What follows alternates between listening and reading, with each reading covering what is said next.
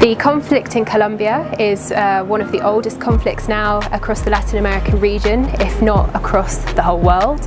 And it's a very, very important moment for peace in Colombia. The government and the FARC rebels signed peace accords just over a year ago now, and what we're seeing now are the challenges and opportunities for the implementation of that process. The Colombian peace process right now is on a world stage, and it's very important for us to not only understand everything that led up to it and the peace process and everything after the peace process, but especially its implementation and how everything affects victims and the people that were involved in it. My views on the armed conflict and also the peace-building process have really, I think they've really deepened, and also I've learnt that there are so many different factors involved.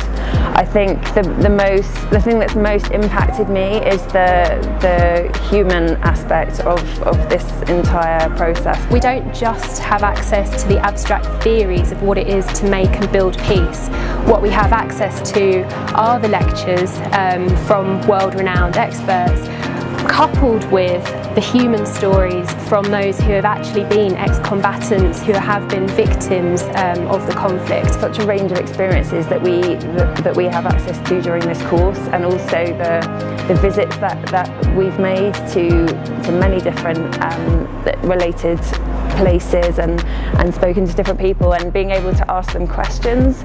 All of that has made this a really, really rich experience. All of the lectures from all of the different staff, they've had various levels of involvement in the peace process or doing their own research.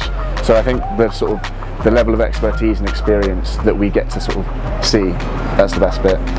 I want to focus on Latin America, specifically Colombia, and I want to maybe look at the peace process and either compare it to another country such as Northern Ireland, or I would look at whether the peace process has been effective and how it's impacted on different guerrilla groups, rebel groups and civilians.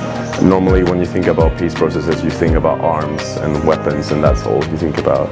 But I am quite interested right now in how the victims focus on most of the agencies and a lot of the lessons that we've had so far. I would recommend this course to other universities, to students, because I think it's a fantastic opportunity to really get to the heart of the issues of the peace process and the challenges of its implementation.